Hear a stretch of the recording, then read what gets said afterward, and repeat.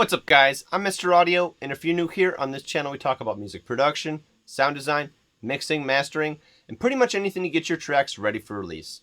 So if that sounds like something you're interested in, go ahead and hit that subscribe button and the notification bell so you never miss a video. Let's get into it.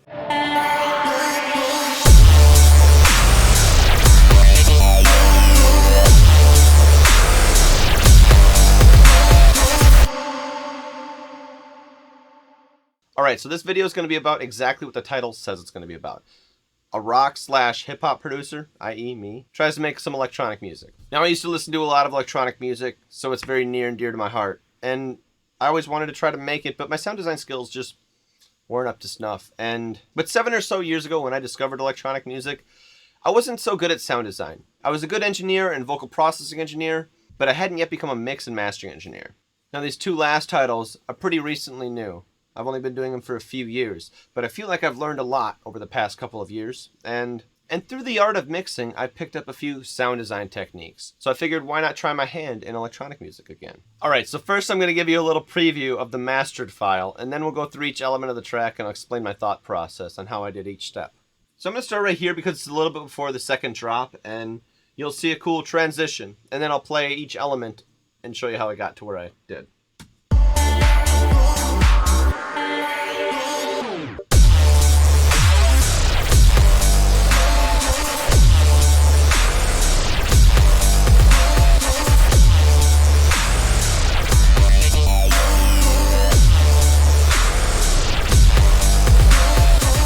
Alright, so you got a little preview of the track. Let's go through each element. So the drum starts out with just this kick. And then you got this synth that comes in too, along with the bass. So this is what comes in to begin with, alright?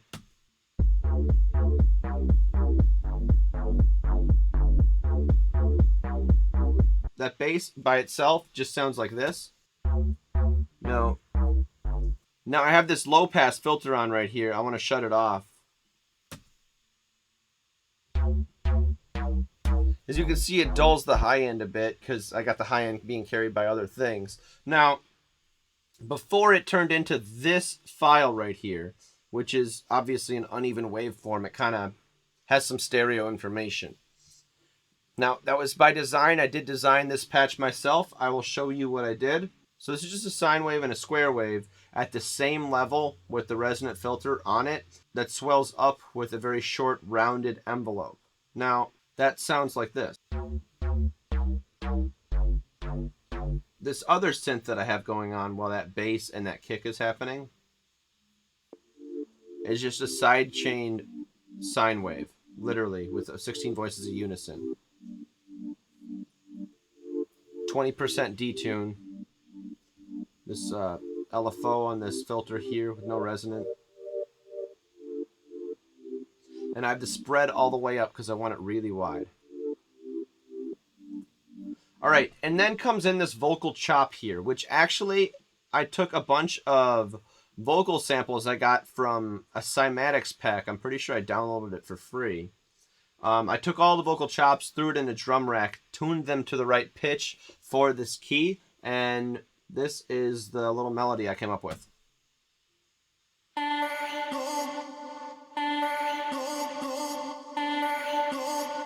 Very simple, but catchy and effective. So now all of that together sounds like this so far.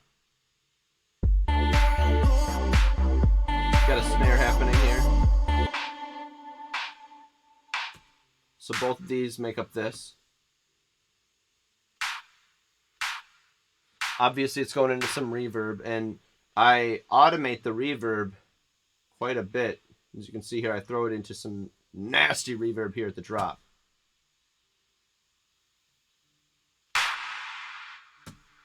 So you just really want it to come back and hit you in the face almost, right?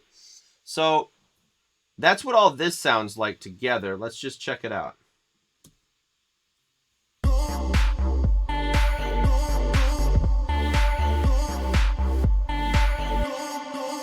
Okay, so if you didn't notice, there's a synth that came in right here. A very noisy saw wave, 16 voices unison. But I've got this noise level right here. It adds a bit of wisp to it, and it sounds nice, quite nice. I drop everything except for the vocal chop right here to transition into some off-tempo syncopated hi-hat rhythm. Check it out.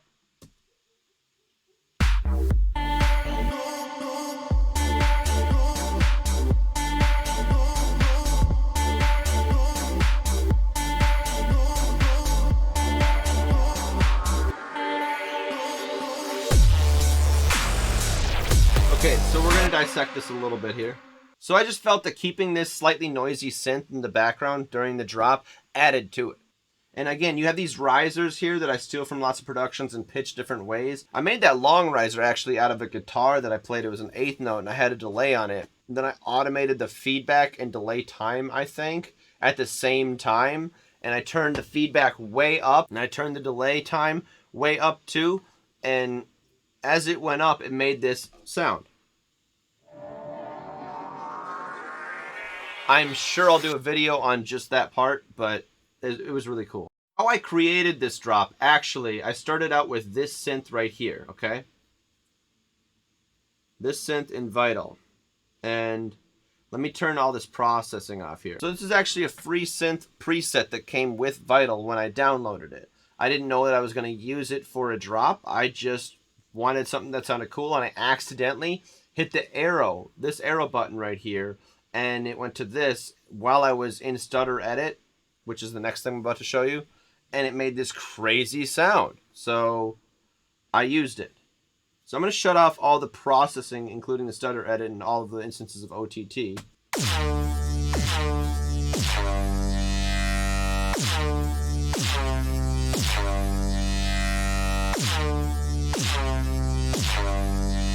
As you can see, it's pretty boring. I wanted to work off of that, and I wanted to try this plugin I haven't tried yet called Stutter Edit. Adding that just did this to it. So as you can see, all I did was mess around with different settings in here.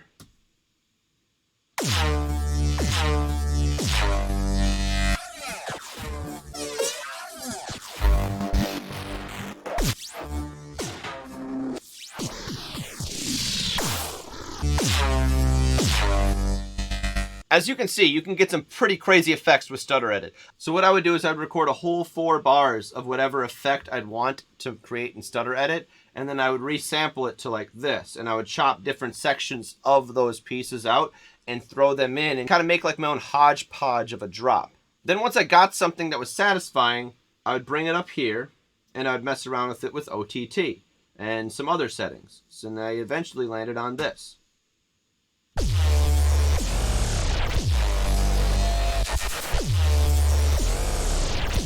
And that without OTT sounds like crap.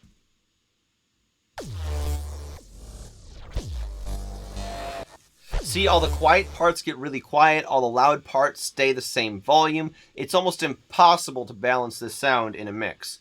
So when you throw OTT on it, 2 instances this time,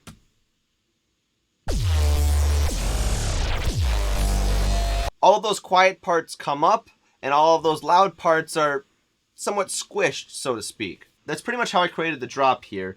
Let me just show you what it sounds like in transition.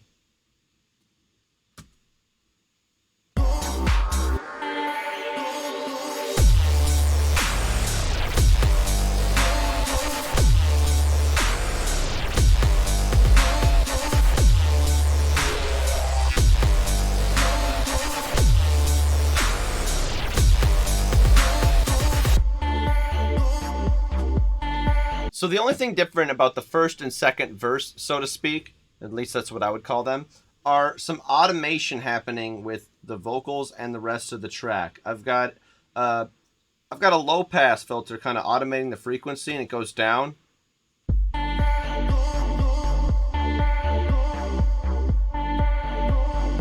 And just kind of stays there for a bit until it transitions into this. See how I brought everything in after I brought the vocals full spectrum? So the rest of the second verse is pretty much the same except for the transition, which is really cool. I used a tape stop on the master for it. All right, let's check it out.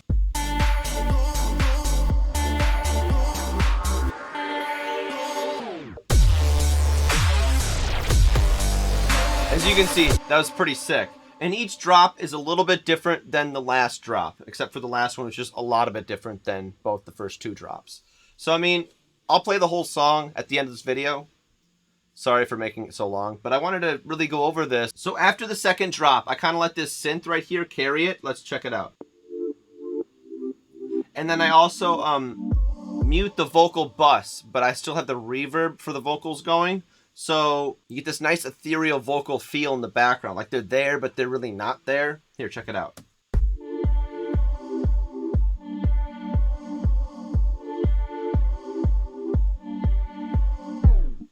Now they're like not there at all.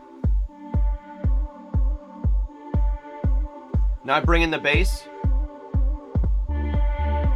But remember, all of this is going to this filter right here. That's why it sounds kind of muffled and dark.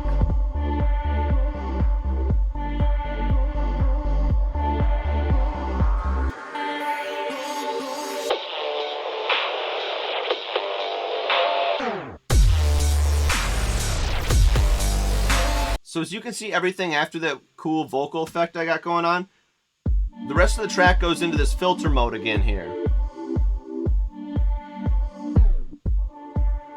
So you're just hearing the low end. Right in here where the first intro of the drop is, I have a telephone effect on the master channel, kind of just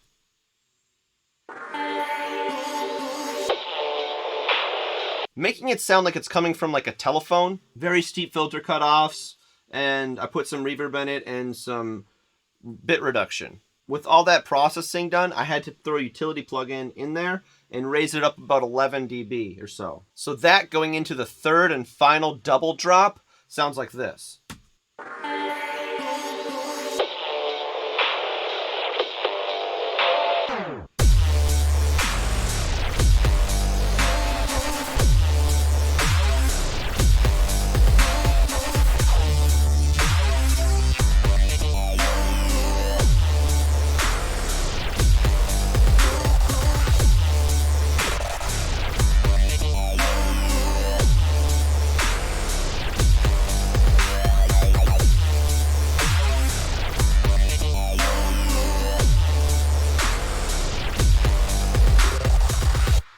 I think that ending is pretty sweet here. I do want to go over one thing here. So the reason I didn't just print this bass is because it felt like it was getting out of control in the second verse right here. It didn't sound very good. So I found a section that I liked the most, and I just copied that as many times as I needed. As you can see, these are the exact same things, just copied, doubled, you know?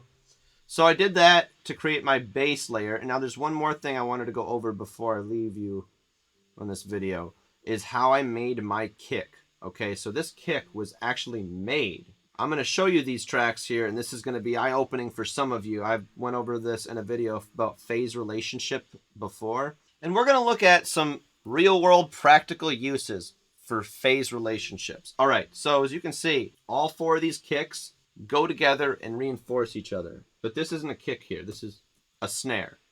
So this snare mixed with these three kicks makes that sound. Let me show you what happens if the phase relationship, if one of these kicks doesn't sit well. So if this started at the same time everything else did, we'd have something like this.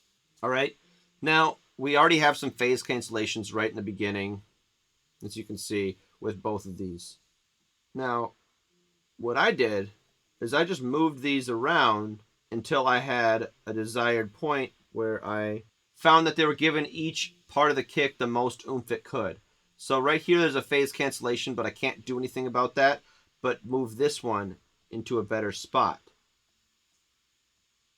Now as you can see, we can get this to match up pretty well with this, and this matches up pretty well with this already at the end here. The only phase cancellation we're really worrying about is here and here, but it's oomping right here, so let's hear how that sounds.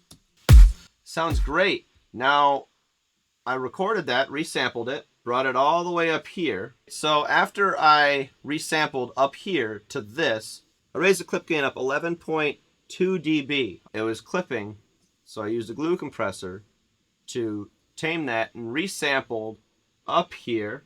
I got this kick sound. I EQ'd it and did a whole bunch of stuff to it. All right, so now that we went over every element in the track, let's hear what the mastered file sounds like.